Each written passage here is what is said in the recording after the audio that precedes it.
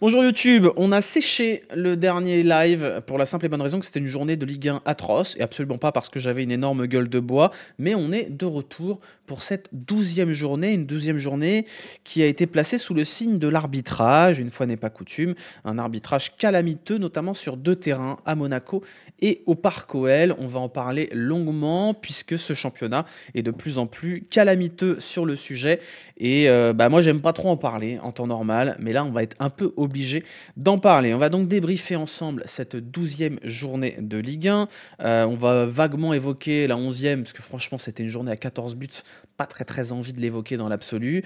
N'oubliez pas de vous abonner, de lâcher les petits pouces, etc. etc. Ça fait toujours plaisir pour continuer à ce que le débrief existe. Voilà, on va donc débriefer cette 12e journée qui nous a donné un peu moins de buts que d'habitude, mais un peu plus que la 11e journée, qui a vu notamment quelques petites surprises. On va voir les résultats tout de suite, notamment la défaite de Monaco à domicile contre Lens. Avant ça, on a eu une victoire à l'arraché de Rennes sur le terrain du Paris FC. Marseille qui a tartiné Brest. Brest qui est vraiment très grande difficulté. Je crois que c'est le 6e match sans victoire.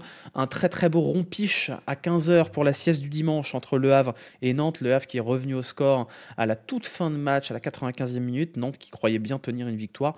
Mais non, la défaite donc de Monaco 4-1 contre Lens. Une défaite qu'ils n'ont pas volée, mais avec un carton rouge totalement lunaire. On en reparlera tout à l'heure. Lorient-Toulouse, également un très gros rompiche.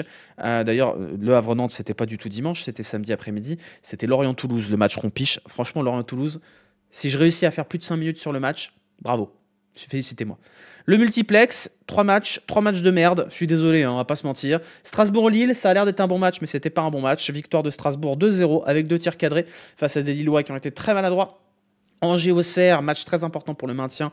Et malheureusement, à ce jeu-là, c'est encore Auxerre qui perd. Victoire 2-0 de Angers dans un match plutôt équilibré, même plutôt à l'avantage des Auxerrois. Les Auxerrois, le contenu est bon, mais les points ne sont pas là. Auxerre qui est désormais dernier de Ligue 1. Et oui, car le FC Metz enchaîne les victoires. On n'a pas débriefé la semaine précédente. Victoire du FC Metz et 3e victoire d'affilée pour le FC Metz contre Nice. Le FC Metz est à ce jour 14e. Pardon, Metz. On avait dit que c'était la fin. Pardon, Metz. On s'est moqué et Metz est aujourd'hui 14e de Ligue 1 et on a terminé cette journée par le match qui nous attend tous. Lyon contre le Paris SG avec la plus grande performance arbitrale depuis bien une dizaine d'années de la part de Benoît Bastien et de Jérôme Brizard à la VAR. Un pur scandale, voilà. Après, l'OL n'a pas été non plus extrêmement flamboyant, mais bon, s'il faut être meilleur que le PSG et en plus contrecarrer des décisions arbitrales contre soi pour réussir à battre le PSG, bah écoutez, je ne sais pas trop ce qu'il faut faire. On va en parler longuement pour clore ce débrief. Voilà, on va commencer en allant très vite, parce que franchement, il y a des matchs où il n'y a pas grand-chose à dire. On va commencer avec le match du Paris FC contre le Stade Rennais. Le PFC qui se présentait avec l'équipe type à domicile. Et Rennes de son côté avec un seul absent, Frankowski qui était sur le banc, et donc Merlin à arrière droit, Meïté devant avec Esteban Le Paul. Bon, comment vous dire, à la mi-temps, j'ai rien noté sur mon carnet, j'ai rien relevé, parce que je l'ai vu ce match, j'ai vu beaucoup de matchs ce week-end, en entier j'entends. Franchement, il n'y a vraiment pas grand-chose à dire sur ce match, on va vraiment aller très vite.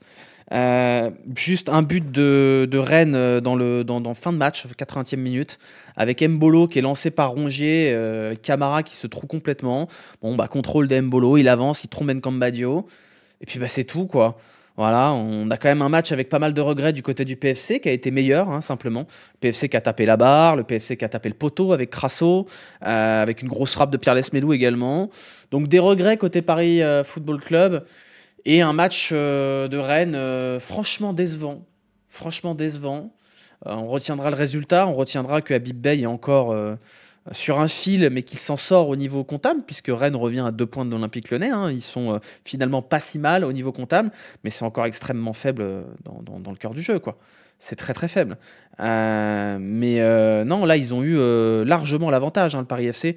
Je crois qu'il y a un truc genre 2 expected goals, alors que Rennes est à 0,6. Il y a vraiment une seule grosse occasion pour Rennes. Il y a on va dire une grosse occasion et demie. Le Paris FC qui peut avoir beaucoup de regrets là-dessus. Et donc Rennes qui s'en sort, toujours sans être flamboyant, toujours avec une patte qui n'est pas vraiment là, toujours avec cette incapacité à trouver la bonne solution devant. Là, c'est Mbolo qui marque en sortie de banc.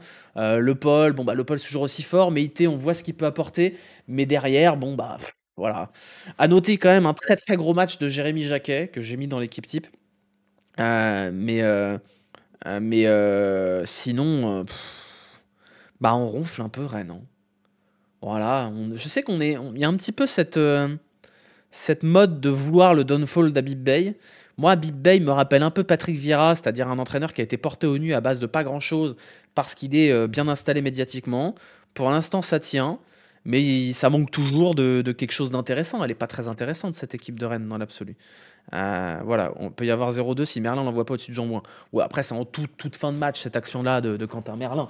Donc bon, est-ce que ça compte vraiment? Mais oui, effectivement, Merlin, c'est peut-être la... Je sais pas, ce que vous me direz dans les commentaires, les Rennais. J'ai quand même le sentiment que Merlin, c'est une grosse déception. Parce qu'il arrive de Marseille avec quand même une étiquette de joueur fiable et intéressant. Les débuts sont pas mauvais d'ailleurs. D'ailleurs, je crois qu'il fait un bon match contre Lyon, hein, en début de saison. Mais alors depuis, qu'est-ce que c'est mid? Alors là, il joue côté droit, donc faut pas trop lui en vouloir, c'est pas son poste. Mais ouais, ça manque de... Ah, vraiment, c'est des pâtes au beurre, le Stade Rennais, hein. Ça a pas beaucoup de relief depuis le début de la saison, mais ça passe au niveau comptable. Bon, après, c'est insuffisant, ça reste insuffisant. Mais qu'est-ce que c'est pas excitant quand même? C'était vraiment un match. J'aurais mieux fait de faire autre chose de mon vendredi, quoi. Voilà, Merlin n'est pas un piston. Qu'est-ce qu'il... Enfin, ouais, mais bon, vous êtes gentil quand même. Rennes, toujours des ingrédients intéressants, mais quand tu mets un coach qui passe d'un cauchemar en cuisine, il n'y a pas de miracle. Bah, c'est un peu ça, mais c'est pas le premier surtout, hein. Donc on verra si Habib Bey tient la corde. Normalement, visiblement, c'est le cas. Mais quand on voit les noms qui ont été évoqués pour le remplacer, Philippe Clement et Laurent Blanc, bah, je crois que je préfère encore qu'Habib Bey reste à Rennes, quoi. Voilà, donc bon, on verra. Pas grand-chose de plus à dire très honnêtement sur ce match, si ce n'est que le Paris FC pêche par naïveté, on va dire. Il y a un peu de naïveté dans cette équipe. Il y a des ressources, il y a des bons joueurs. Franchement, il y a des bons joueurs. Mais voilà, le but, il vient d'une erreur de Camara qui couvre mal la passe. Et derrière, c'est un peu léger. C'est Otavio, je crois, qui revient pas suffisamment vite. Dommage, il y avait la place. Et le Paris FC, bon, bah, se dirige vers ce qu'on attendait de lui, c'est-à-dire une place quelque part dans le milieu de tableau. Mais ça me semble encore un peu léger et un peu frêle pour aller au-dessus pour le moment. Victoire moche, ça fait longtemps qu'on n'a pas eu ça à Rennes. D'habitude, ça tombait de l'autre côté. Oui, c'est vrai. Après, vous aviez la victoire moche à l'OL. Mais oui, c'est à peu près tout. Mais oui, c'est ce que tu dis, Clem. Ils sont qu'à 2 points de Lyon. Donc au niveau comptable. Après, le niveau comptable à Lyon, c'est une catastrophe aussi. Donc bon. On va passer du coup au match du samedi à 17h avec nos amis Christophe Josse et Daniel Bravo. Marseille qui recevait Brest, et bah il n'y a pas trop eu de suspense, hein. Marseille qui est en 4-2-3-1 avec un milieu Højbjerg, Vermeeren qui commence à être d'ailleurs le milieu qui commence à sentir bon, le milieu titulaire. Angel Gomez en 10, toujours très moyen. Aubameyang en 9, et du côté de Brest, on avait retour de Magnetti plutôt que Touzard en tant que titulaire, et Boop qui était toujours titulaire plutôt que Rémi Labo-Lascari qui n'était pas encore suffisamment revenu. On était quand même sur un affrontement entre deux équipes qui allaient pas très bien. Brest qui était sur 0 victoire en 5 matchs. Marseille qui était sur une seule victoire sur ces 5 derniers matchs, toutes compétitions confondues. Et ça a été vite réglé. Vite réglé, pourquoi? Coup franc pour l'OM à une vingtaine de mètres du but, tiré par Angel Gomez. Une tire toute mollassonne. Un tir tout mollasson, là, vraiment une tentative toute mollassonne. Plein axe, qui va droit dans les bras de Maieski, sauf que Maieski est nul. Donc Maieski, enfin vraiment, je pense que n'importe quel gardien, même pas forcément professionnel, l'arrête ce coup franc. Il n'y a aucun danger sur ce coup franc. Et je sais pas, il a des gants Mappa avec du liquide vaisselle dessus. Enfin, le ballon, il le prend, puis il lui échappe des mains, but. Tu peux rien espérer avec un gardien comme ça. Tu peux rien espérer. C'est une catastrophe. Parfois, il fait des matchs corrects, mais ce qu'on demande à un gardien, c'est pas de faire des matchs corrects, c'est de pas faire ça, quoi. C'est... Du coup, il se foire complètement. Enfin, il est tué le match. Et il est tué 5 minutes plus tard avec une faute de Kenny Lala sur Péchao dans la surface. C'est un peu léger, à mon sens.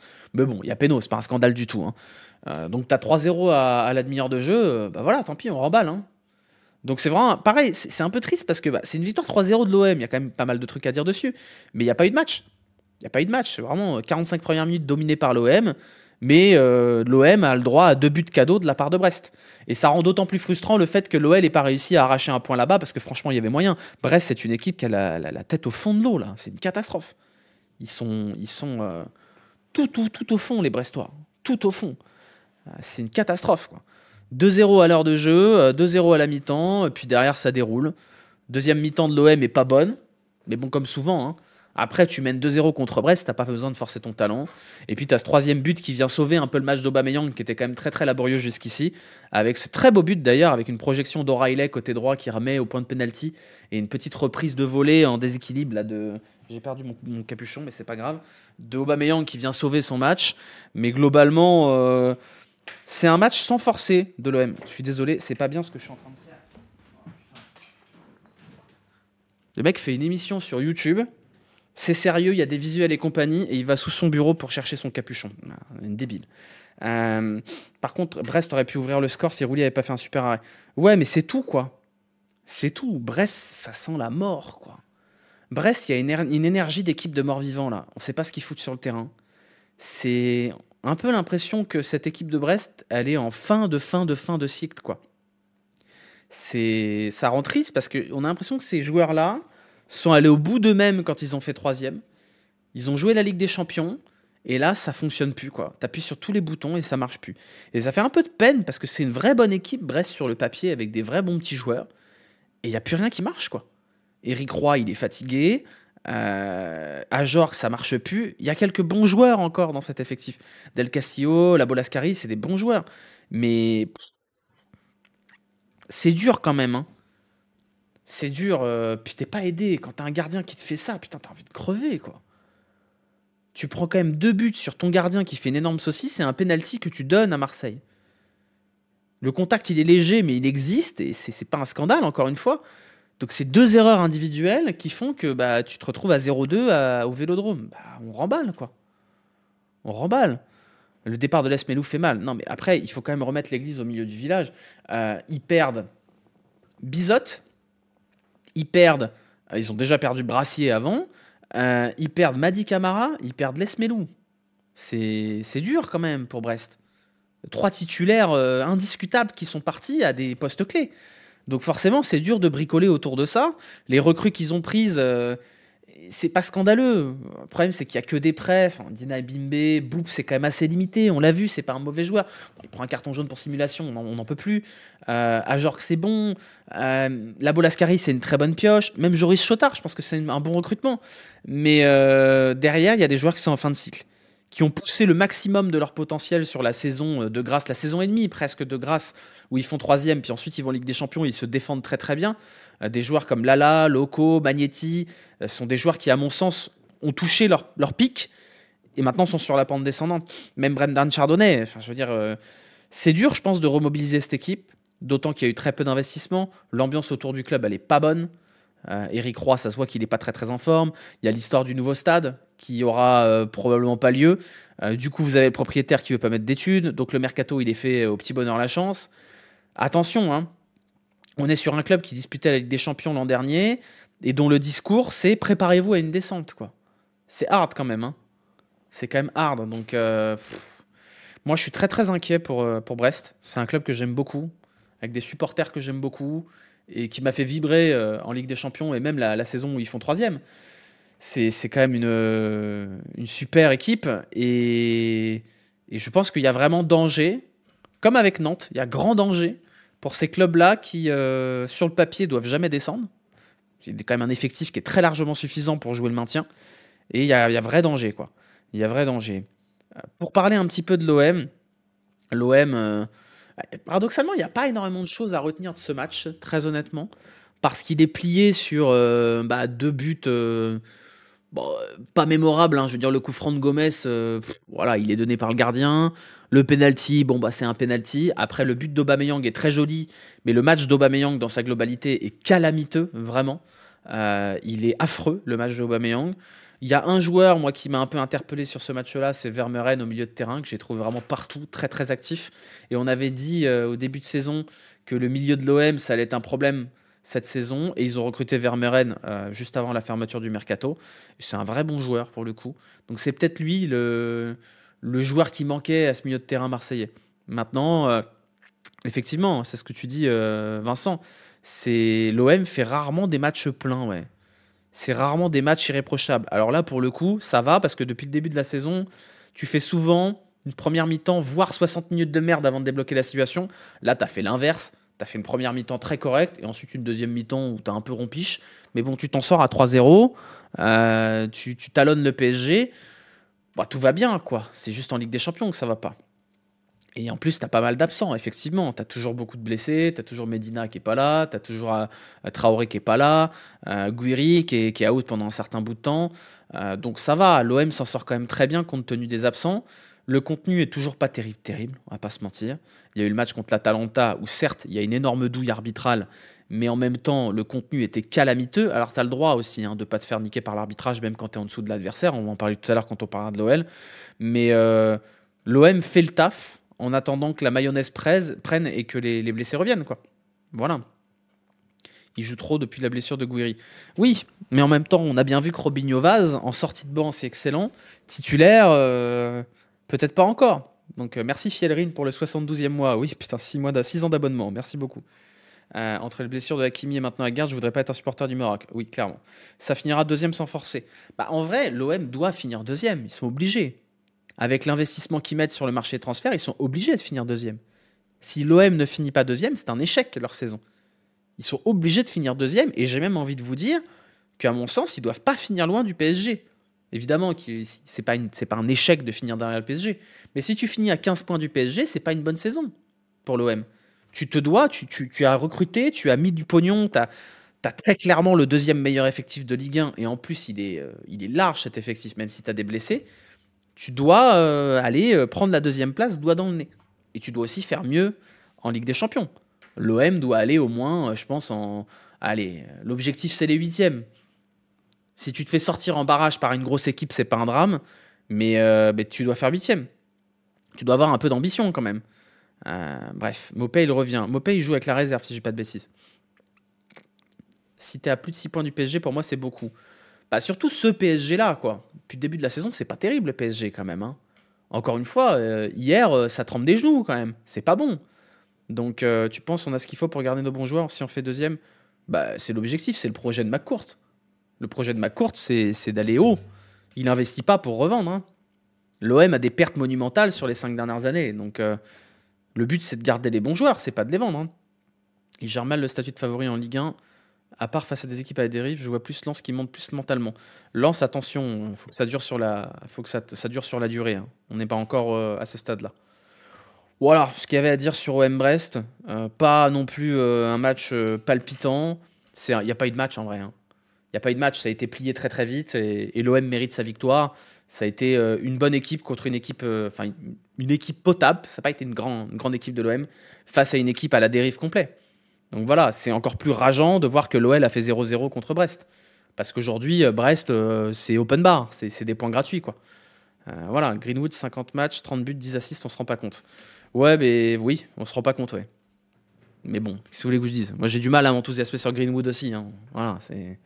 Bravo pour le footballeur, mais vous me verrez pas m'extasier dessus, quoi. On passe à un match sur lequel on va passer 3 minutes aussi, le Havre-Nantes. Nantes en grande difficulté. Qui du coup se retrouve avec son équipe type à peu près. Son équipe type quand même avec 2 blessés de longue date avec Lopez et Le Penant qui sont blessés. Le Penant qui devrait pas tarder à revenir si je dis pas de bêtises. Et le Havre qui fait tourner. On avait Loïc Nego qui était défenseur. On avait un attaquant que je connaissais pas, Mambimbi. Voilà, je connaissais pas vous mentir. Et tout commence plutôt bien pour Nantes puisqu'à la 4e minute vous avez Kelvin Amian au centre du terrain. Quand on voit un centre au second poteau pour Ablin, très bon appel de Mathis Ablin, ouverture du score, on se dit, ah bah tiens, petite réaction, ça y est, Ablin est en train de se mettre en route, ça y est, Nantes, ça va fonctionner. Et Nantes mène au score, et qu'est-ce que fait Nantes quand il mène au score? Ils claquent des jambes, et ils ont bétonné pendant tout le match. Et du coup, ça a donné un match dégueulasse, horrible, c'était affreux. avec Le Havre qui court après le score, qui bute sur Nantes, qui défend bien, qui défend pas si mal. Mais malheureusement, bah, il y a un peu de karma, quoi. Et Le Havre qui finit par égaliser à la 95e sur un but de Gauthier Lloris. Un centre de Doucouré qui tombe sur la tête de Lloris à la dernière seconde. Et ça fait très très mal. Ça fait très très mal. Mais la tête d'Ablin est magnifique. Ouais, bah, la tête de Lloris aussi est magnifique. Mais c'est dur, Nantes. Ils ont rien pour eux, hein. Mais surtout, ils ont rien pour eux. Et là, tu sens que ça joue avec la peur. Ils commencent à avoir très très peur, je pense. Et vous parliez de Brest, mais je pense que Nantes, il y a vraiment un danger. Parce que les mecs jouent avec la peur. Vraiment, il y a eu 90 minutes de caca culotte pour Nantes, quoi. 49 centres pour Le Havre. C'était pas affreux, c'était la Beaujoire. C'est une très bonne vanne. Ablin, il faut partir loin de ce club. J'ai peur que. En fait, je sais pas comment ça va se passer cet hiver pour Nantes. Mais est-ce qu'ils vont pas vouloir préparer l'avenir imminent et est-ce qu'il y aura. S'il y a une offre pour Ablin cet hiver, genre une offre à 20 ou à 25, est-ce que Nantes est encore en capacité de garder Ablin? Je suis pas certain. Et surtout, effectivement, c'est ce que tu dis, Paolito, dans le chat. Moi, j'ai peur pour Castro. Parce que malheureusement, il n'y arrive pas, Castro. Il n'y arrive pas. On voit qu'il y a des tentatives d'imprimer une identité de jeu, mais il n'y arrive pas, quoi. Après, il faut être honnête, l'effectif de Nantes, tu perds Lopez. Après, Karl Green a fait un bon match. Le remplaçant de Lopez au cage, il a fait un bon match. Tu perds Le Penant. C'est vraiment, il est bricolé avec des bouts de bois, cet effectif. Enfin, Tabibou, Guirassi, Leroux, Tati. C'est-à-dire, ils ont sorti des mecs du fin fond du centre de formation. C'est dur quand même. Et en face, bon, bah, t'as une équipe du Havre. L'équipe du Havre, le Havre, ils jouent leur championnat. Le championnat du Havre, c'est les concurrents au maintien. Et à ce jeu-là, ils s'en sortent très bien. Ils s'en sortent très bien. Et puis, ils ont de la ressource. On connaît aucun joueur. Après, il y a quelques joueurs qui commencent à émerger, hein. Je veux dire, Doucouré, c'est pas la première fois qu'on le voit s'illustrer. Même Reda Kadra, moi j'aime bien, je trouve qu'il y a quand même une vraie qualité. Le Havre, je suis épaté par les ressources qu'a ce club. Cette capacité à faire un peu avec rien. C'est ça. C'est vraiment Le Havre, ils ont un fond de frigo, ils arrivent à te faire un truc qui est bouffable. C'est pas de la grande cuisine, mais ça se mange. Et t'es content, et t'es bien nourri. Et bah, c'est dur pour Nantes, mais en même temps, bah, ils ont lutté jusqu'au bout et c'est mérité pour Le Havre. C'est mérité et les matchs qu'il faut ne pas perdre, ils ne les perdent pas. Et c'est peut-être comme ça qu'ils vont gagner leur maintien. Benatab, c'était vraiment un feu de paille. Ouais, Benatab, c'est un peu excité en début de saison. Le mec était en pleine bourre. Et Benatab, depuis, ça va pas du tout, quoi. Donc, les MacGyver, 3 allumettes de bout de scotch, ça chope le milieu de tableau. Ouais, c'est un peu ça. Mais je suis surpris. Le Havre, j'aurais jamais pensé qu'il serait encore en Ligue 1, hein. Mais déjà, j'aurais même pas pensé qu'il serait en Ligue 1 l'année où il monte. Mais c'est du parasite, mais ça tient. Non, t'es dur. C'est franchement pas. Le Havre, c'est très loin d'être la pire équipe à avoir joué en Ligue 1 cette année, hein. C'est même plutôt intéressant dans l'absolu. Donc Lyon va enchaîner Auxerre et Nantes, 2 équipes malades, j'ai peur. Bah moi aussi j'ai peur. Est-ce qu'on ne serait pas l'équipe idéale pour les relancer? Je vous laisse répondre. On va passer à un match un peu plus mouvementé. Le match entre Monaco et Lens. Monaco toujours en grande difficulté aussi, même si c'est la seule équipe à avoir gagné en Ligue des Champions cette semaine, même en Coupe d'Europe tout court. Non, Strasbourg a gagné je crois. Je sais plus si Strasbourg a gagné. On avait une nouvelle tentative de la part de Pocognoli qui nous a remis Mika Biret en association avec Balogun. On s'est retrouvé avec Caio Henrique en défenseur central. Voilà, bon, Pocognoli il tente des trucs, hein. Il voit que ça marche pas, du coup il tente des trucs.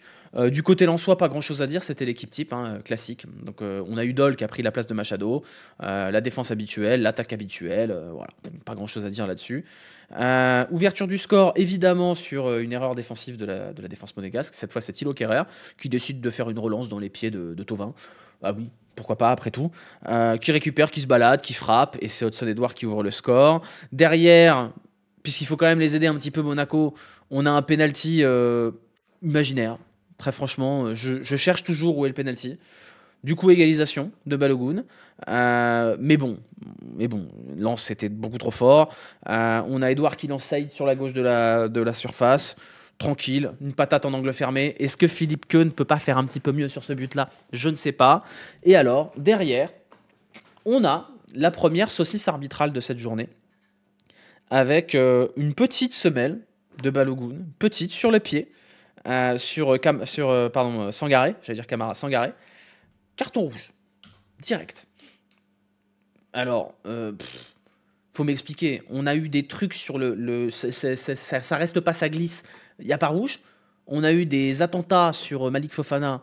Il y a pas rouge. Par contre, là, le mec juste lui marche sur le pied. Rouge, direct. Bon, écoutez, je sais pas. Les règles changent tous les ans, tous les jours, toutes les heures. La VAR qui dit rien. Voilà, bon, écoutez. Voilà. Donc, j'ai pas compris le carton rouge pour Balogun. Peut-être c'est un bout de compensation pour le penalty qui n'existe pas, on sait pas. Mais bon.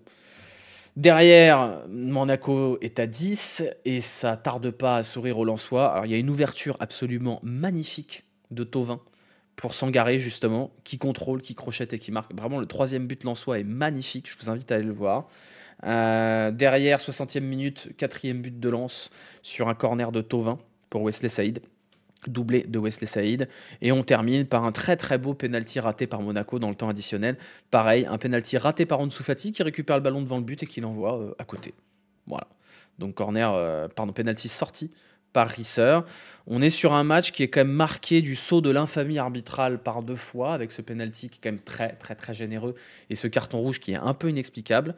Mais globalement, on est quand même sur un match où Lens a été très très très très bon. A largement dominé et a largement mérité sa victoire. Et donc, c'est encore une victoire de Lens qui est vraiment bien installée en tête de tableau. Ils sont 3e, je ne dis pas de bêtises, 2e ou 3e, 3e. Et le travail de Pierre Sage, mais surtout de la direction sportive du RC Lens avec les recrues qui sont parfaitement intégrées dans cette équipe. Enfin, Hudson-Edouard, c'est l'exact prix de Ruben Kluivert. C'est 3,7 millions. Alors vous allez me dire, oui, mais personne misait un copec sur Hudson-Edouard. C'est vrai. Mais Hudson-Edouard, c'est 3,7 millions, quoi. À côté de ça, vous avez l'OL qui prend Satriano avec une option d'achat à 5 millions, quoi. Il faut savoir taffer. Ça taffe bien. C'est tout. Vous avez quand même une armée de bonnes recrues du côté de Lens. Il n'y a quand même pas beaucoup de déchets là-dedans. Hein. Il n'y a pas beaucoup de déchets. Thauvin fait un match énorme.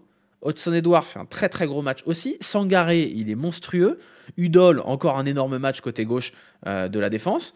Et enfin voilà, ça travaille bien. Kluivert, bon match hier. Oui, peut-être, mais c'est pas la question. C'est-à-dire qu'on nous a dit qu'il n'y avait pas d'argent pour un attaquant. Si, il y en a eu pour Kluivert qui n'est pas titulaire théoriquement. Donc on verra. Ça se trouve, Kluivert est un bon joueur, on verra. Mais en attendant, vous avez quand même un effectif du côté de Lens qui est intéressant. Vous avez même un banc qui est intéressant. Moi, j'aime bien Ryan Fofana. Alors, il avait croqué comme pas possible en début de saison contre l'OL, mais il a quelque chose, Ryan Fofana. Dans la gestuelle, dans les appels, dans les qualités athlétiques, il a quelque chose, Ryan Fofana. Donc vraiment, c'est une belle équipe, Lens. Je suis très curieux de voir comment va se dérouler la saison, parce qu'eux ne jouent pas à l'Europe. Donc ils ont tout le loisir de jouer le championnat à fond. Je suis très content pour Pierre Sage, parce que c'est un chouette monsieur, et je suis content qu'il fasse des merveilles là-bas. C'est un club qui lui correspond très bien, un état d'esprit qui lui correspond très bien, et je suis content de voir que c'était pas un feu de paille à Lyon, et qu'il a ce qu'il mérite, c'est-à-dire les résultats qui suivent avec son état d'esprit. Effectivement, on n'a pas parlé de Robin Risser, mais Robin Risser, c'est moins cher que Dominique Greif, et aujourd'hui, c'est plus décisif. À chaque ligne, côté lensois, il y a une, voire plusieurs très bonnes recrues. Tu perds ton gardien, tu le remplaces par un jeune gardien qui fait le taf. Tu perds quasiment toute ta défense, tu prends Baïdou, tu prends Udol. Bravo. Tu perds Andy Diouf, après avoir perdu Fofana, tu récupères Sangaré. Et devant, tu vas chercher Thauvin et Hudson-Edouard. Bravo. Juste bravo. Et même en coach, tu vas chercher Pierre Sage. Il fallait avoir l'idée d'aller chercher Pierre Sage. Puis il fallait convaincre Pierre Sage, parce que c'était pas les seuls prétendants. Donc vraiment, on est sur un truc qui marche à Lens. Et ça continue de marcher. Et moi, je leur souhaite que ça continue de marcher encore longtemps. Et tu fais ça. Oui, c'est vrai que j'ai oublié ça, Malang Sarr. Malang Sarr, pour le coup, il fallait le ressusciter quand même. Hein. Mais voilà, il y a un état d'esprit dans cette équipe. Il y a un état d'esprit qui fait que ça envoie Lens. C'est sympa à avoir joué, c'est intéressant comme équipe. Donc je sais pas, moi c'est mon équipe un peu frisson de la saison. J'espère qu'ils vont rester haut longtemps et qu'ils vont continuer à être la belle surprise depuis cet été. Et la meilleure recrue, c'est Jean-Louis Loca. Oui, clairement. Ouais. Non, mais il faut admirer le travail qui est fait. C'est tout. Pas besoin de noms clinquants, pas besoin d'aller chercher des gros salaires. Voilà, enfin... Je suis pas sûr que Hudson-Edouard coûte beaucoup moins cher que Satriano en termes de salaire. Beaucoup plus cher, j'en sais rien. Andy Diouf, 20 minutes de jeu à l'Inter. Andy Diouf, il va être sur le marché cet hiver. Hein. Ça va être une bonne pioche pour aller prendre un prêt. Andy Diouf, beat complet à l'Inter, effectivement. Le Caillou Gourlien, le good guys de la Ligue 1. Ouais, ouais, ouais. Tant mieux, on a encore le droit aux belles histoires en Ligue 1. Tant mieux. Un autre match extrêmement rompiche sur lequel on va passer, alors là pour le coup extrêmement rapidement, Lorient-Toulouse. Lorient-Toulouse, match entre deux équipes qui vont pas très très bien. Toulouse, 5 matchs sans victoire. Lorient, 3 matchs sans victoire. Ça nous a donné un match un peu pourri. On avait un absent côté toulousain, c'était Donoum qui était suspendu. On se retrouve avec Sidibé, piston droit. C'est à peu près tout ce qui change. Et du côté de Lorient, plus ou moins l'équipe type avec Derman, Pagis, Tozin devant, Avom, Babergel, etc. etc. Un premier but de Pagis sur penalty après une faute de Sidibé. Et après, on a bien dormi jusqu'à la 63e minute avec une percée de Metalli côté gauche. Pareil, faute, penalty, un partout. Voilà, c'est bon, on a fini. J'ai noté match atroce. Deux choses à dire. Toulouse qui commence à marquer un peu le pas après un début de saison assez flamboyant quand même. Très très décevant dans le contenu. Il manquait Donum, mais il y avait quand même Gbo. Abou Francis, bon voilà.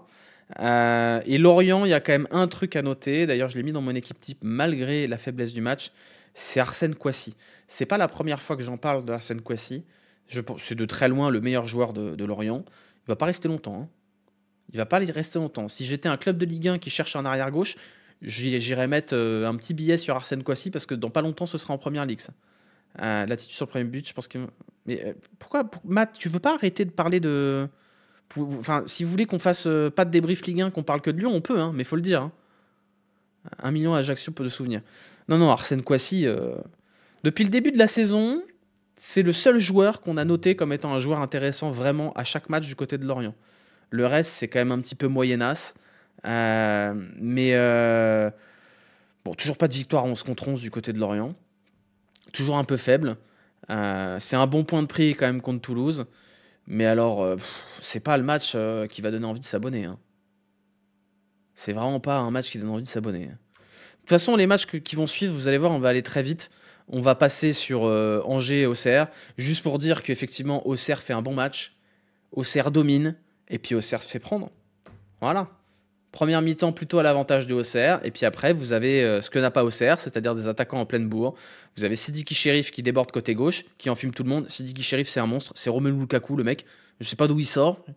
Peut-être que s'ils avaient jamais vendu le Paul, il n'aurait jamais explosé. Voilà, percussion côté gauche, il envoie un centre. Et puis évidemment, comme toutes les équipes qui sont malchanceuses, défenseur qui centre, qui dégage et ça tape dans Clément Akpa, CSC. Et derrière, vous avez une énorme saucisse de Donovan Léon sur une frappe de loin avec Prosper Peter qui suit. Ça fait 2-0 pour Angers. C'est une victoire. Je n'ai pas envie de dire que c'est mérité parce que Auxerre a été foncièrement moins mauvais. Mais.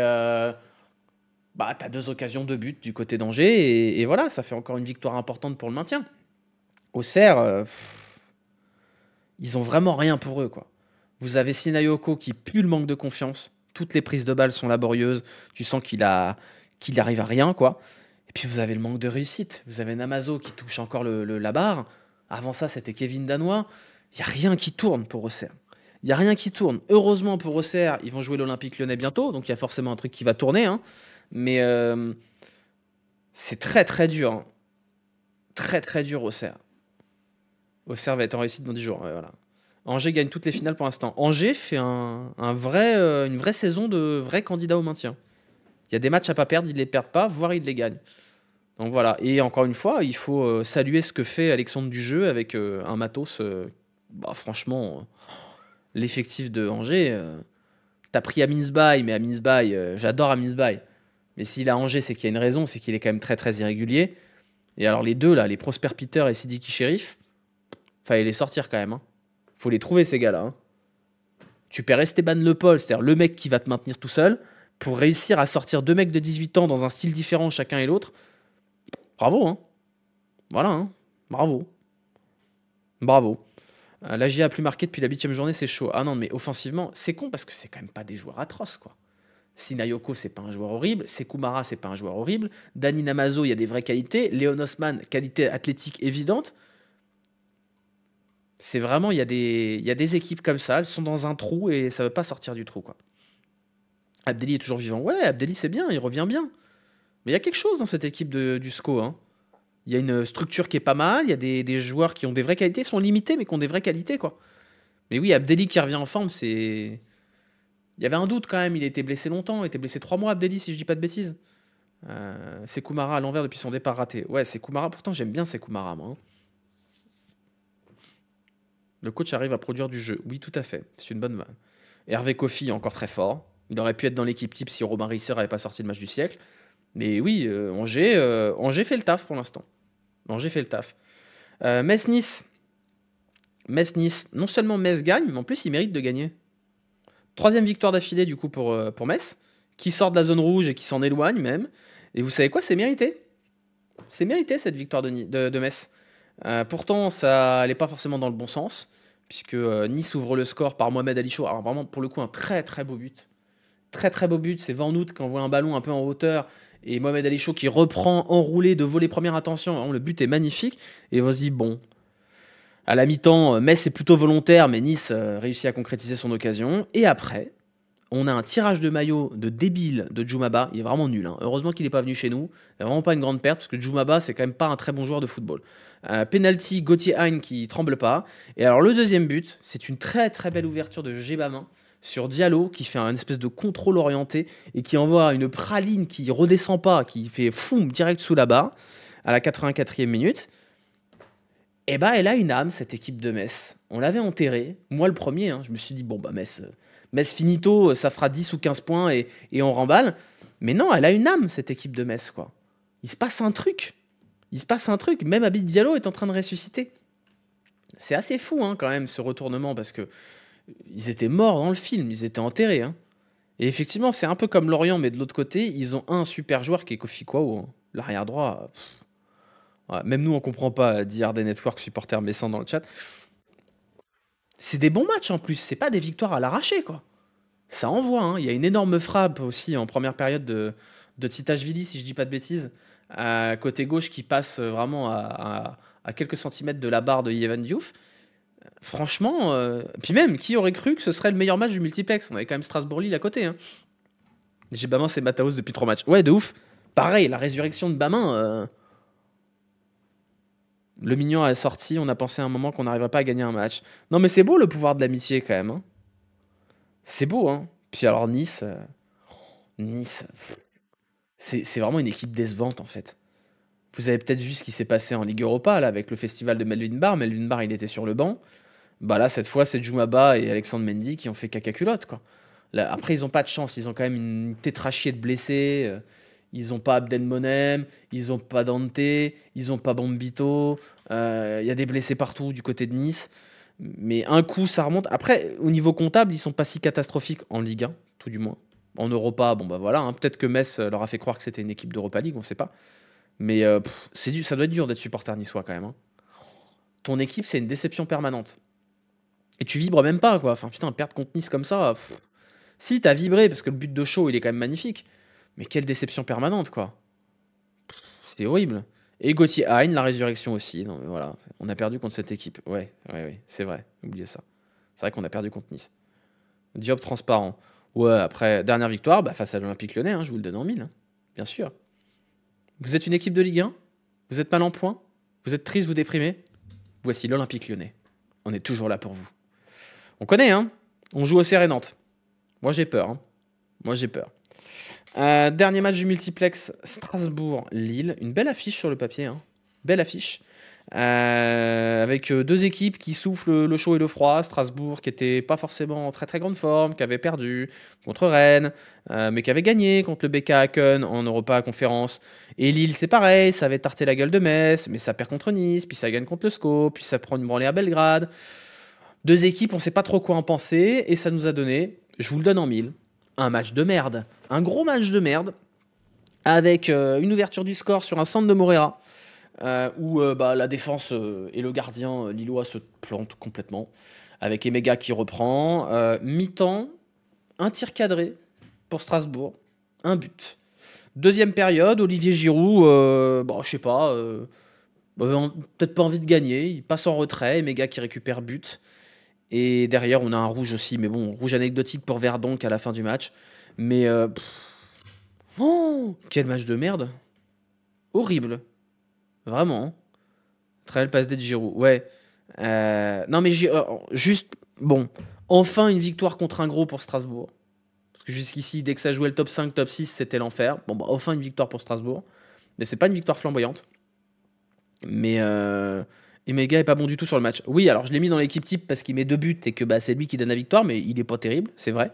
Maintenant, il est clinique, hein, c'est ce qu'on lui demande, il est clinique. Donc voilà. Moi, il y a 2 choses qui m'ont interpellé dans ce match. La première, c'est Liam Rosenior qui se prend un double carton jaune. Il faut se calmer, monsieur, hein. Faut se calmer. En plus, il gagne. Faut se calmer. C'est un fou, Rosenior. Il a quand même tendance à dire n'importe quoi, à être très nerveux, le monsieur, hein. Voilà, donc il faut qu'il se calme, Mastul, hein. Ça le temps, YouTube, hein. Il est tout tendu, effectivement. Il est sous pression en ce moment. Bah, ça va, hein. Me rappelle quelqu'un. Oui, bah moi aussi, évidemment. 2 tirs cadrés, 2 buts pour Strasbourg, donc c'est quand même pas un bon match. Alors autant vous dire que du côté du LOSC, c'est vraiment pas un bon match. Je crois qu'il y a eu 14 ballons perdus en première mi-temps pour Fernandez Pardo. Enfin, vraiment, le match catastrophique. Qu'est-ce que j'ai noté? Giroud. Alors, c'est pas pour tirer sur l'ambulance, hein. Mais Giroud, il y a quand même une couverture médiatique qui est ahurissante, quoi. Il a mis 2 buts en août. Alors ça y est, le retour du Messi, vite l'équipe de France, des documentaires, des trucs comme ça. Il a mis 2 buts et c'est fini, hein. Alors on nous a fait une campagne, là, oui, l'équipe de France, j'y pense et tout. Notamment un but quand même à la dernière minute de je sais plus quel match. Igaman le bouffe. L'avenir, c'est Igaman. Donc bon. Giroud, on a eu pendant 2 semaines et puis depuis bonne nuit. Ouais, exactement. Raisonnière et chelou, il gueulait sur les dirigeants de l'OM quand Strasbourg menait au score, quand ils ont été égalisés, quand ils étaient menés. Non, mais même contre Lyon, il a quand même dit que il n'y avait pas faute sur Fofana avant de s'excuser, parce qu'il a bien vu qu'il avait dit une énorme connerie quand même. Mais ouais, bon. Il y a le carton rouge pour Verdonk, je trouve très sévère aussi. Et je vous invite, si vous regardez le résumé, de regarder l'attitude de François Le Texier, puisqu'on est là pour parler d'arbitrage. Le cow-boy, quoi. Il met le rouge, puis il met le carton jaune à Genesio, puis il le regarde comme ça, là. On dirait Morsaille, quoi. Le cow-boy, quoi. Enfin, le multiplex, il était bien regardé en tant que multiplex parce que les 3 matchs individuellement, c'était de la grosse merde. C'était horrible. Vraiment. Et on termine, du coup, un débrief qui va être plus court que d'habitude, hein, parce qu'on est à 41 minutes et on a déjà fait le tour, avec le match que vous attendez tous, l'Olympique Lyonnais contre le Paris SG. Et là, on va gueuler, on va râler. Pour remettre un peu de contexte, on est sur un Olympique Lyonnais qui arrive contre le Paris Saint-Germain avec Guézal en faux numéro 9. Bah, peut-être on est en 2014, hein, on ne sait pas. On a Ruben Kluivert, défenseur droit, Hensley Nice, ailier. On a Tolisso qui est sur le banc, on a Schulz qui est blessé, on a Fofana qui est blessé, on a Nyama qui est blessé, on a Mangala qui est blessé. Autant vous dire que quand je vais au stade, là, dans la navette, je me dis je vais regretter. Mais je pensais pas que j'allais regretter autant. Vous voyez ce que je veux dire? Je pensais pas que j'allais avoir la mort en partant. Je pensais qu'on allait faire comme contre le Betis. Un bon gros match dégueulasse, une branlée, on rentre à la maison. C'est pas grave, on a un peu la mort, mais non. Là, j'avais envie de tout casser en rentrant. De tout péter. De tout péter. On va refaire un petit peu l'historique de cette rencontre. Le PSG, pareil, blindé de blessures, pas Doué, pas Barcola, pas Hakimi, pas Nuno Mendes. On se retrouve avec Mayoulou titulaire, Lee Kangin titulaire, derrière Zabarni et Warren Zaïre-Emery arrière droit. Jusqu'ici, tout va bien. Le PSG qui confisque le ballon, début de match pas ouf, ouverture sur Warren Zaïre-Emery côté droit, frappe en angle fermé, puis visiblement Dominique Graves faire un arrêt, c'est trop compliqué, 1-0 pour le PSG. Bon, on se dit ça commence à sentir du fiac. Mais là, vous avez Niakate qui se prend pour Bonucci et qui envoie une merveille sur Moreira. Et alors Moreira, le contrôle, la finition, parfait, un partout, super, génial. On a peut-être de quoi espérer dans ce match. Sauf que non, première dinguerie arbitrale. Bon après Tessman, le plot, je sais pas ce qu'il fout, il tergiverse pendant 5 minutes là, qui se fait démolir le genou par Vitinha, mais il n'y a pas faute. Il n'y a pas faute. On regarde la VAR, il n'y a pas faute. Tout est normal. Je sais pas, hein, mais je suis désolé, je fais de mon mieux pour pas virer complotiste. Je fais de mon mieux pour tenir la ligne qui est que les arbitres sont tous uniformément nuls, qu'il n'y a pas de complot. Mais on peut pas enlever. Je suis désolé, hein, je vais faire du PMU, mais on est là pour ça, on est là pour faire du PMU. Je peux pas croire que si c'est Tespan qui fait ce geste-là sur Vitinha, c'est pas sifflé. Je pense quand même que, inconsciemment, dans la tête des arbitres, il faut protéger les artistes Paris Saint-Germain, parce que tu comprends, c'est important pour le championnat qui gagne des points pour le coefficient. Par contre, là, je suis désolé, dans tous les cas, elle est sifflée, cette faute, en fait. On en voit des tonnes et des tonnes des comme ça. Bref, 2-1 pour le PSG. Mi-temps, c'est mérité pour le PSG. Ils sont meilleurs sur la première mi-temps. Mais bon, normalement, on a le droit aussi de gagner des matchs en étant moyen, en étant moins bon. Parce qu'être meilleur que le PSG, c'est quand même compliqué. Hein. S'ils font pas 2 allers-retours en avion en 48 heures, c'est compliqué. On a connu la même chose contre Lyon dans les années 2000, soyons honnêtes. Mais c'est pas une raison. C'est pas parce que ton voisin il a chié sur le palier que tu as le droit de chier sur le palier.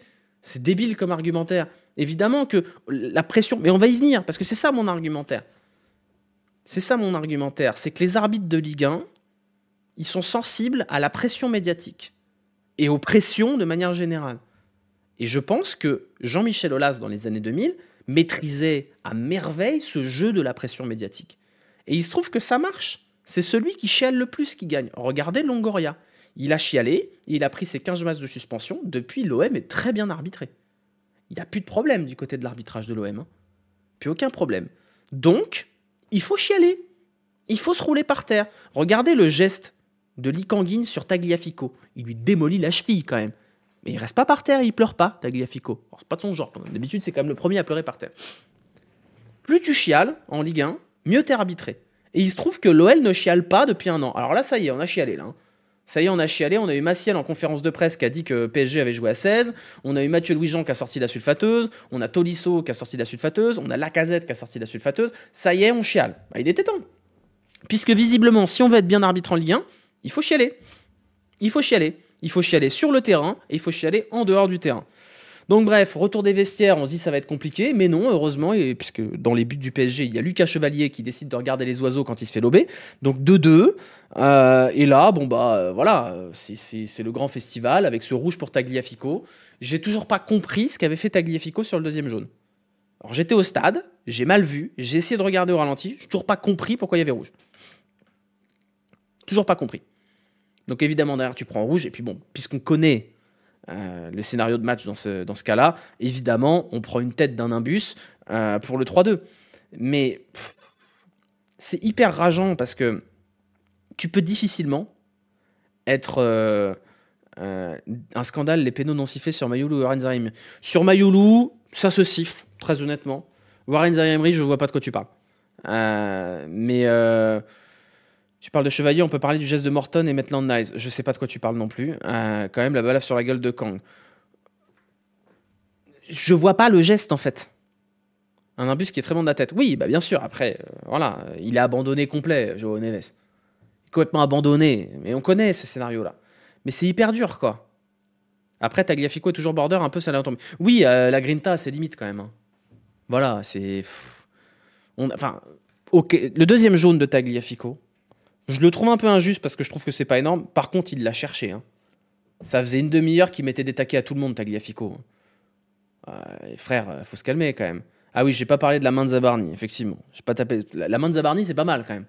C'est pas mal. On le voit, le changement de trajectoire hein, sur la main. Mais il a enlevé les phalanges après avoir touché le ballon. Donc il n'y a pas main. C'est nouveau. Nouvelle règle. On a le droit. On a le droit de taper dans le genou si on joue le ballon. Alors pas Abner par contre, Abner lui il n'a pas le droit, même s'il joue le ballon il y a carton rouge, et on a le droit de jouer au volet dans la surface. Voilà, on a le droit. Nouvelle règle, voilà. Si on enlève les phalanges après avoir touché le ballon, il n'y a pas penalty. Si on joue le ballon, il n'y a jamais faute. Main de Zabarni ça impacte pas le match parce que le but est juste derrière. Je suis pas d'accord. Zabarni s'il y a penalty, il prend jaune. S'il prend jaune, il défend pas pareil. Bah si, ça impacte le match. Donc oui, il y a but derrière, donc t'es content, mais ça change le match. Bien sûr que si. C'est la zone grise. Et donc on a eu donc le débrief de la DTA, là, la direction technique de l'arbitrage, qui nous dit, alors ça tenez-vous bien, c'est quand même pas mal, qui nous dit, alors je vais vous le lire parce que je dois l'avoir, Amaury Delerue. Il s'agit d'une situation très complexe sur laquelle la direction de l'arbitrage n'a pas pu déterminer une position unanime à 100%. Le ballon est touché par Vitinha après un contact derrière le genou de la jambe d'appui de Tessman. Ce contact impacte sa capacité à garder la maîtrise du ballon. C'est pourquoi on irait prioritairement vers une faute à la récupération et un but refusé. Donc en fait, la DTA dit il y a faute. Mais on est en zone grise. Ah, nouvelle règle, la fameuse zone grise. C'est pour la raison pour laquelle le VAR ne peut pas interpeller l'arbitre central, peut se comprendre. Ah, c'est nouveau. C'est nouveau. Quand c'est zone grise, on n'appelle pas la VAR. C'est nouveau. Parce que vous savez, le cadre d'utilisation de la VAR au départ. Le cadre d'utilisation de la VAR, c'est erreur manifeste. Un concept un peu lunaire, aérien, de l'erreur manifeste. C'est quoi une erreur manifeste? Ça veut dire que c'est un truc qui saute aux yeux. Ça veut dire que quand c'est un truc grotesque, ce n'est jamais appliqué. Les arbitres vont voir la VAR pour des micro-détails, des trucs qu'on n'a pas vus et qu'on n'aurait jamais vus, pour des décisions qui peuvent se siffler d'un côté ou de l'autre. Le concept d'erreur manifeste qui doit être appliqué au départ sur la VAR n'est jamais appliqué. Jamais. Mais là si. Là, c'est bon, là. Là, la zone grise, elle existe. Nouvelle règle. Donc, on a le droit de toucher le genou avant de prendre le ballon. C'est autorisé. On a le droit de jouer au volley dans la surface. Non, mais prenez des notes, hein. Notez, on note. Nouvelle règle. On a le droit de toucher le ballon à la surface. On a le droit de démolir un genou pour récupérer le ballon. Non, mais c'est bien, c'est bien. Au moins, on utilise la VAR comme on est censé l'utiliser.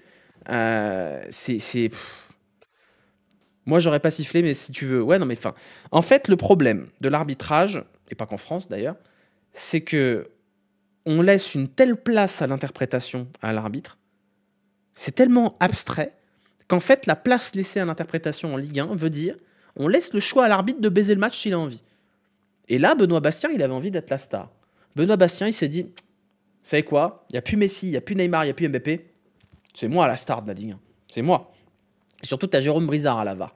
Jérôme Brizard, c'est une catastrophe à la VAR. Benoît Bastien, on sait que c'est un mauvais arbitre. Mais on continue, parce qu'il ne faudrait pas trop les brider. Vous comprenez, c'est des enfants de 4 ans. Après, ils sont tristes, ils pleurent. Donc, on leur laisse des grands matchs. Quand vous avez des arbitres qui font des matchs calamiteux, ils reviennent le week-end prochain. Stéphanie Frappard, elle fait des matchs calamiteux, elle revient arbitrer Monaco derrière. Willy Delageau, il fait un match calamiteux, il revient arbitrer Le Havre le week-end prochain. Il n'y a jamais de sanction. Et là, la DTA nous dit, non mais frérot, il y a faute, hein. Effectivement, il y a faute pour telle raison, mais c'est pas une erreur. C'est la zone grise. C'est vraiment la zone grise, elle s'applique que pour certains. Hein. Je suis désolé, hein. Je suis désolé, on vire dans le complotisme, mais il n'y a qu'une seule équipe dans ce championnat qui est jamais lésée par l'arbitrage. Hein. Il y en a une, hein. Il y en a une seule. Bizarre. Bizarre. Et là-dessus, les Marseillais sont bien dans la merde, parce qu'ils sont là en train de me dire « Ah, mais t'avais dit que tu parlais pas d'arbitrage. » Oui, moi, je parle pas d'arbitrage quand mon équipe est nulle. Là, elle n'a pas été nulle, mon équipe. Elle était moins forte. C'est comme la règle du peignoir tiré, on la verra jamais. Oui, bah, la règle du peignoir tiré, les mains dans la surface, on sait pas. Voilà. Visiblement, il y a une nouvelle règle en Europe qui consiste à dire qu'on a le droit de jouer au dribble, on a le droit de jouer au basket si on rate son contrôle. Je trouve ça lunaire, honnêtement. Je trouve ça vraiment lunaire. Donc oui, on va parler d'arbitrage et après on va parler un peu plus de football. Mais les Marseillais ont eu cette discussion-là sur le match contre l'Atalanta. On leur a opposé, oui, mais vous avez été nuls. C'est encore autorisé de gagner des matchs en étant nul? On a le droit, non? On peut être nul et gagner des matchs, non? Surtout quand on n'est pas foncièrement nul. Là, l'OL fait pas jeu égal avec le PSG, parce que le PSG a 75% de possession, on dirait un clash d'équipe en ultime sur IFC, mais il y a moyen. Ils sont prenables ce soir-là, s'il n'y a pas des dingueries arbitrales. C'est quand même terrible. Enfin... Moi, je suis sorti du stade, j'étais écœuré. J'ai dit, vous savez quoi, j'en ai marre de ce championnat, j'en ai marre de ce sport. Je suis sorti du stade, je vais pas vous mentir. Je me suis dit, j'arrête les débriefs Ligue 1. J'en ai marre de ce championnat. Vraiment. C'est resté jusqu'à ce matin. Hein. Jusqu'à ce matin, je me suis dit, est-ce que j'arrête? Est-ce que je donne pas un peu trop d'amour à ce championnat qui est quand même merdique, quoi? Enfin, l'arbitrage de ce championnat, il est scandaleux, de manière générale, hein, pas que contre Lyon. Hein, je veux dire, c'est pas un complot. Tous les week-ends, il y a au moins un match qui est saccagé par les arbitres. Qui est saccagé. Là, c'est Monaco-Lens. Hein. Lens mérite sa victoire, mais le match, il est bousillé par l'arbitrage. Il y a un péno qui n'existe pas, il y a un rouge qui est absurde. Et vraiment, je suis sorti du stade. Le match contre Toulouse, par exemple. Je suis sorti du stade, j'avais la mort. J'étais en colère. Mais j'étais pas sorti, genre, abattu. Là, je suis sorti abattu. Je me suis dit, putain, mais en fait, c'est pipé. C'est pipé. T'as un mec sur le terrain, il décide du match. Il décide. Et donc, je trouve ça très, très bien, les déclarations de l'OL. Déjà parce que malheureusement dans ce championnat il faut chialer pour avoir un arbitrage correct, donc c'est bien à un moment donné qu'on aille chialer, et je trouve le discours de Corentin Tolisso sur sa story Instagram très bien, qui rejoint celui d'Olivier Létang, qui dit mettons-nous autour d'une table, discutons. Parce que visiblement, on ne peut pas parler avec les arbitres. C'est des cow-boys. C'est des cow-boys. Bon, bref, maintenant qu'on a parlé d'arbitrage, on a parlé un peu de foot, parce qu'il y avait quand même un certain nombre de choix du côté de l'OL, notamment le choix de mettre Rachid Ghezal en faux neuf. Et je suis désolé, je vais allumer la sulfateuse, mais Rachid Ghezal,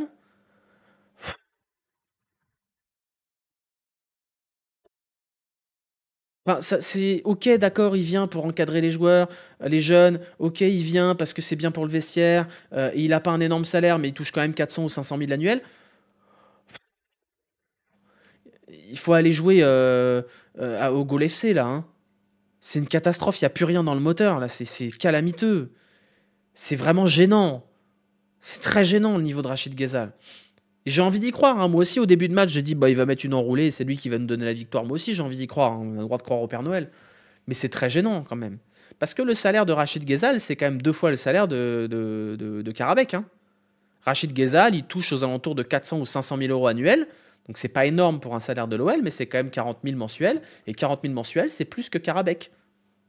C'est un salaire de joueur titulaire dans un club de Ligue 1 qui est meilleur que l'OL, genre Lens ou je sais pas, ou Brest ou Paris FC, j'en sais rien. Que Rachid Ghezal se retrouve titulaire contre le PSG en 2025 avec Lyon, ça devrait nous inquiéter un peu, hein. Très honnêtement. Ça devrait nous inquiéter parce que la ligne d'attaque qui a été... Alors oui, il y a des blessés, hein, mais la ligne d'attaque qui a été alignée contre le PSG hier soir, vous me dites que c'est la ligne d'attaque d'un club de Ligue 2, je suis pas choqué. Très honnêtement, je suis pas choqué. Vous avez des joueurs à l'OL enfin, Satriano, vous me dites il est prêté à Montpellier en Ligue 2, je suis pas choqué. Donc c'est quand même problématique. Je suis... Voilà, c'est... On peut accepter que l'OL soit passé proche de la mort cet été. Il y a des limites quand même. Il faut quand même pouvoir construire un effectif compétitif. Il y a des bons joueurs dans cette équipe, hein, très clairement, on est d'accord. Mais la ligne d'attaque, ouah, et vivement que Fofana et Nuama reviennent, parce que là, on n'oublie pas où vous étiez cet été. Non, mais j'entends qu'on... Ok, cet été. Mais juste, c'est quoi la suite? C'est quoi la suite pour l'Olympique Lyonnais, en fait? Parce qu'on rigole, là, on a une en début de saison en marchant sur l'eau, mais les ennuis financiers, ils sont pas finis, hein. Michael Garlinger, il l'a redit en conférence de presse. L'austérité, elle n'est pas terminée, hein. On va encore avoir des mercatos de merde comme ça. On va encore vendre le moindre joueur à valeur marchande chaque été.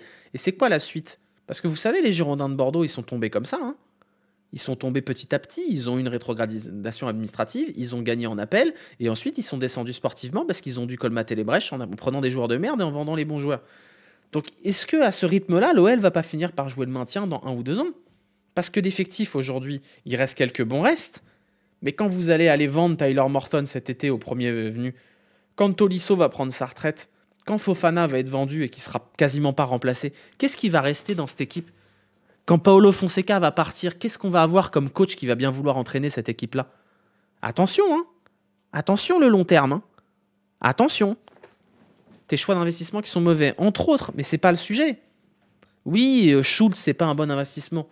Mais Morton, c'est un très bon investissement. Mais même si tu investis sur Morton l'an prochain, l'été prochain, il est fort probable que Malik Fofana et Tyler Morton s'en aillent.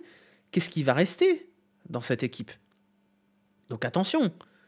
Même si tu te qualifies en Coupe d'Europe, même l'Europa ou même l'Europa Conférence, attention. Moi, je suis un peu inquiet sur le long terme, parce que tu fais des choix et tu te contentes de choses qui sont quand même inquiétantes pour l'Olympique Lyonnais. Je pense sincèrement que c'est le pire effectif de l'OL que j'ai connu de ma vie de supporter. Je n'ai jamais connu une équipe de l'OL aussi faible sur le papier. Vous avez des joueurs qui se donnent à fond et elle est attachante cette équipe. Honnêtement, on ne peut pas leur en vouloir. Le match qu'ils font contre le PSG, c'est un bon match. Mais les limites de cet effectif. Les limites de cet effectif. Pourquoi Schultz, mauvais investissement? Trop cher, ouais. Bah en fait, pour moi, si tu mets 8 millions sur un joueur, quant à la situation financière de l'OL, ça doit être un titulaire indiscutable. J'aime beaucoup Pavel Schultz. J'ai très envie de l'aimer, mais j'ai peur que ce soit pas un bon investissement. Et vous avez quand même cette équipe qui est poussée à son maximum avec Fonseca. Et donc, faut quand même, je veux dire, j'ai critiqué Fonseca sur sa lecture des matchs et compagnie. Il arrive quand même à tirer le maximum de jus d'une équipe qui est quand même très faible, quoi. Vous avez des joueurs dans cet effectif qui sont hyper faibles. Hyper faibles. Je suis désolé, hein. Tessman. Tessman, depuis la mort de Charlie Kirk, il y a 2 problèmes chez Tessman. Déjà, c'est un joueur limité par essence, mais c'est pas grave, ça. Mais Tessman, il se prend pour un autre.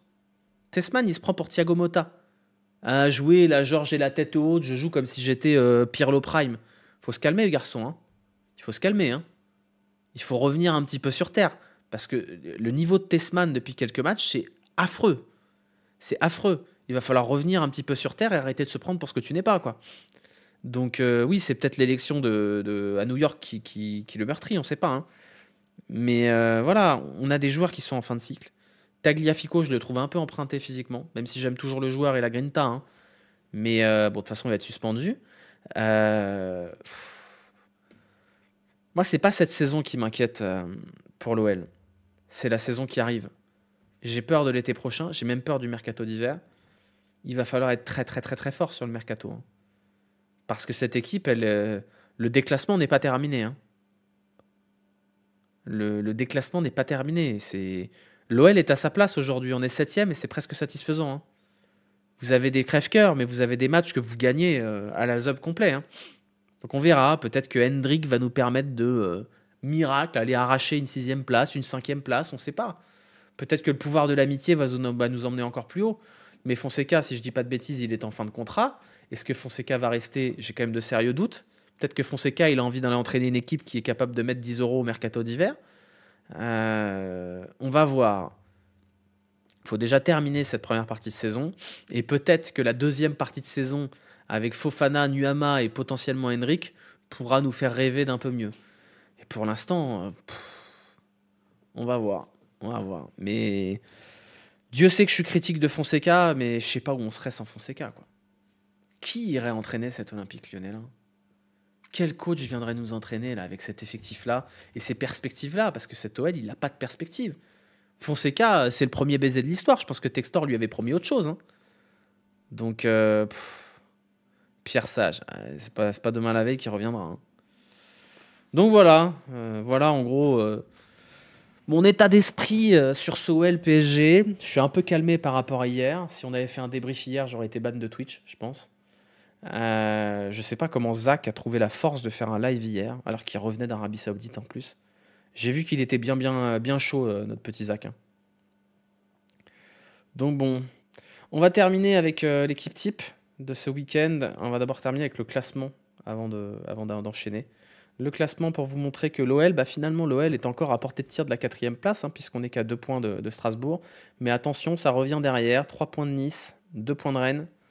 On est encore dans le peloton, il n'y a pas mort d'homme. On va jouer contre Nantes et Auxerre, qui sont respectivement 16 et 18e.